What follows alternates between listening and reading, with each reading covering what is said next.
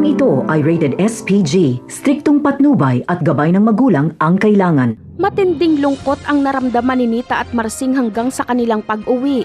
Hindi nila akalaing patay na si Mokang. Kasalanan ito ni Marsing dahil kung hindi sana siya nagpabangga noon at hindi siya na-ospital ay hindi mapipilitan si Mokang na asawahin si Ramon. Inabot na ng gabi ay iyak pa rin ang iyak si Nita at Marsing. Dumating naman si Edwin kasama ang mga batang tondo. Dito ay sinabi sa kanya nila Marsing na patay na si Mokang.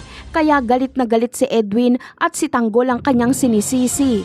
Sinugod nila si Tanggol sa burol at pinagrarat-rat nila. Hindi lumaban si Tanggol, tumakas lang siya. Wala din kasi siyang dalang baril. Sa ibang eksena naman ay pinuntahan nga ni Tanggol si Marites at Tinding. Tuwang-tuwa at emosyonal si Tinding na niyakap si Tanggol, habang si Marites naman ay pinagtulakan pa rin si Tanggol. Dito ay napuno na si Tanggol. Nagdesisyon na siyang ito na ang huling beses na magpapakita siya kay Marites. Ayon kay Tanggol ay kahit anong gawin niyang kabutihan ay masama pa rin ang tingin sa kanya ni Marites.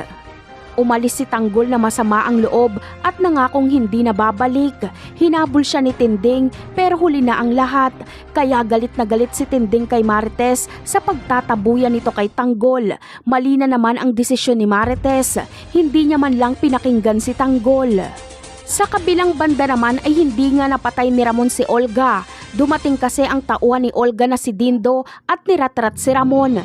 Kaya nagkaroon si Olga ng pagkakataong makatakas.